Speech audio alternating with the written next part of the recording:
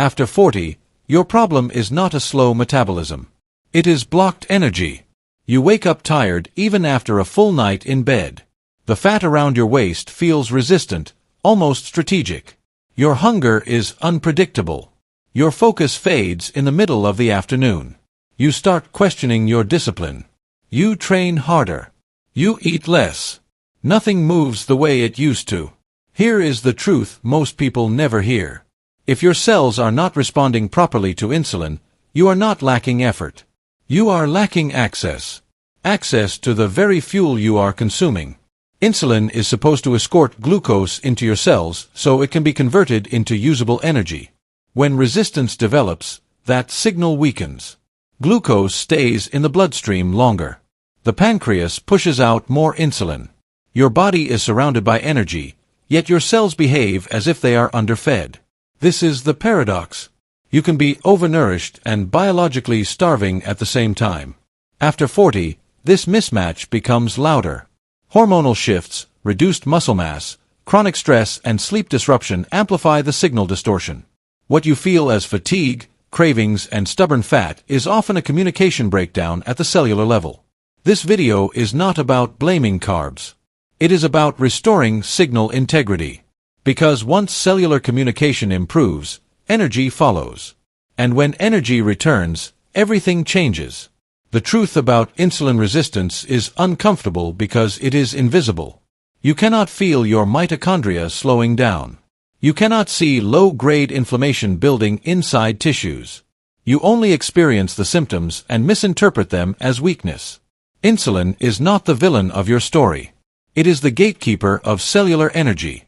Every time you eat, insulin rises to move glucose out of your bloodstream and into your cells.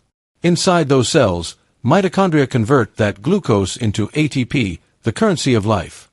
When the system works, energy is stable, appetite is regulated, and fat storage is controlled.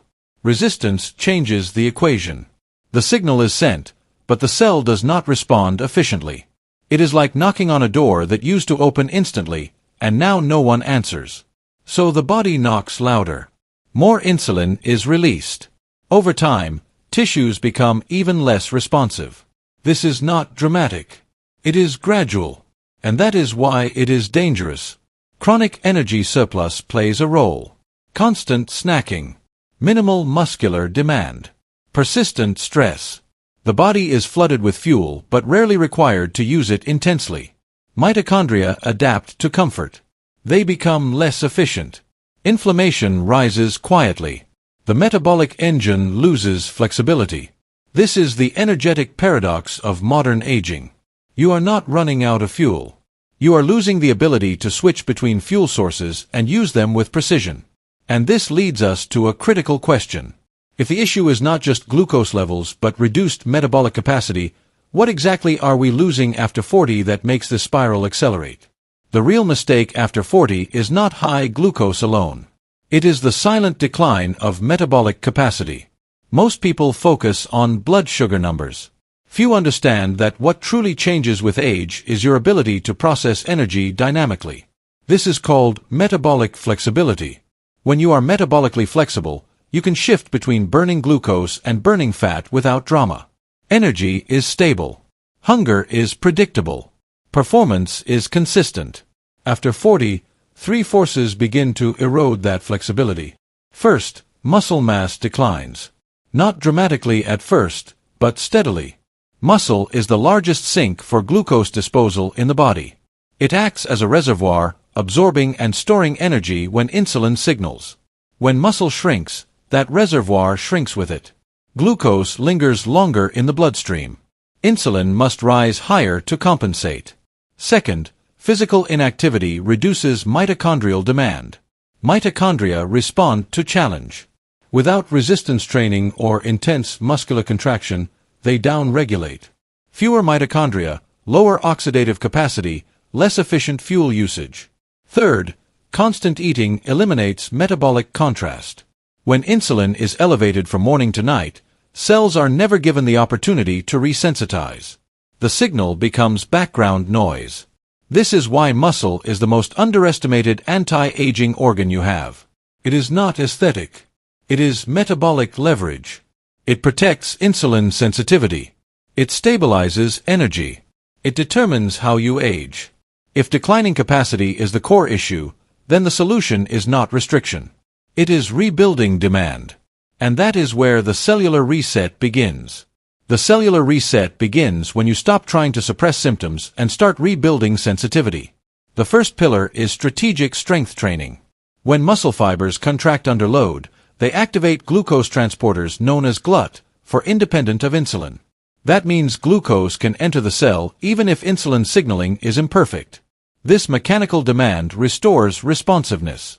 For up to 48 hours after a properly executed session, insulin sensitivity improves.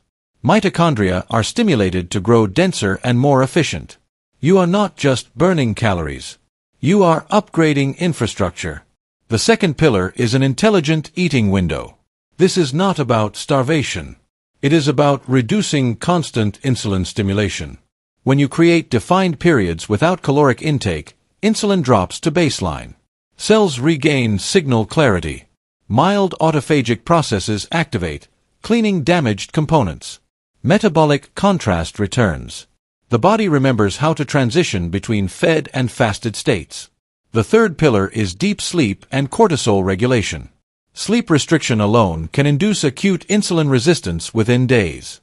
Elevated cortisol drives hepatic glucose output and keeps blood sugar artificially elevated. Protecting sleep is not a luxury. It is metabolic therapy. The fourth pillar is adequate protein to preserve lean mass. Without sufficient amino acids, muscle cannot be maintained. Without muscle, glucose disposal weakens. Protein supports structure. Structure supports sensitivity. These four pillars do not act in isolation. They reinforce one another. But to fully commit, you need to understand something else. There are common strategies that sound logical yet fail to solve the root problem. What does not work is just as important as what does. Cutting carbohydrates without building muscle may lower glucose temporarily, but it does not restore metabolic capacity. You reduce the load without increasing the engine's ability to handle it.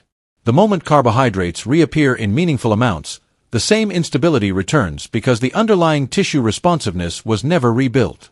Endless cardio is another trap. Long sessions of steady-state exercise burn calories in the moment, yet they do little to expand muscle mass or significantly increase glucose storage capacity.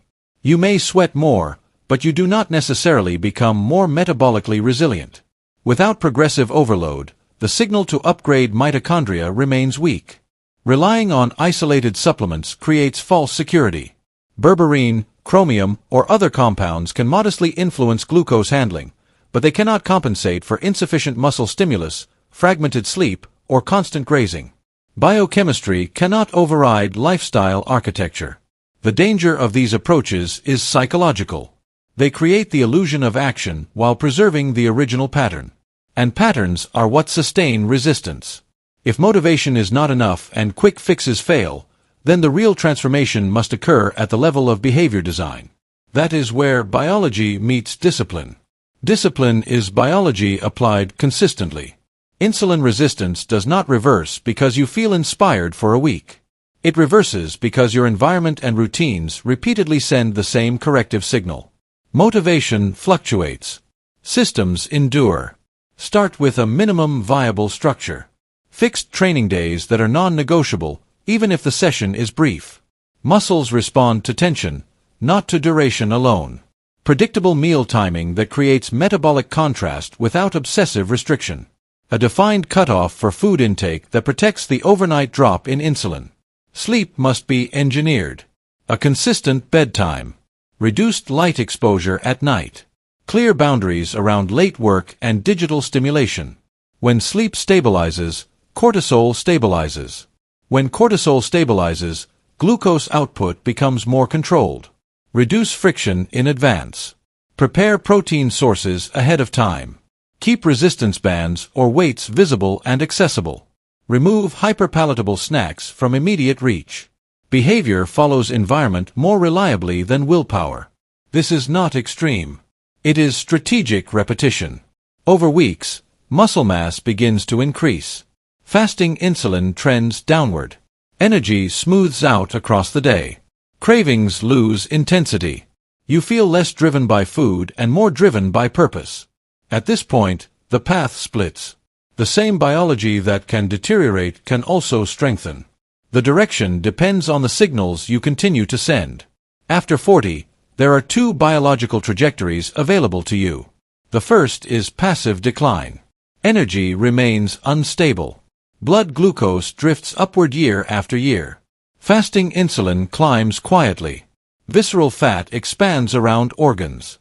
Muscle mass decreases in small, almost unnoticeable increments. You adapt to fatigue. You normalize brain fog. A pre-diabetic state becomes a stepping stone rather than a warning. The body becomes more fragile, not because it was destined to, but because it was never challenged to remain strong. The second trajectory is deliberate reconstruction. Energy becomes steady from morning to night. Strength increases in measurable ways. Waist circumference tightens as muscle density improves. Fasting glucose stabilizes within a healthier range. You recover faster. You think clearer. The same decades that could have accelerated deterioration now support resilience. Both paths are built on compounding signals. Repeated inactivity compounds. Repeated resistance training compounds. Chronic sleep debt compounds. Consistent recovery compounds. Biology is neutral. It amplifies what you repeat. This is not about fear. It is about clarity. Every meal timing choice, every training session completed or skipped, every night of protected sleep shifts the trajectory slightly. The question is not whether you are aging. You are. The question is whether you are aging metabolically stronger or progressively more resistant.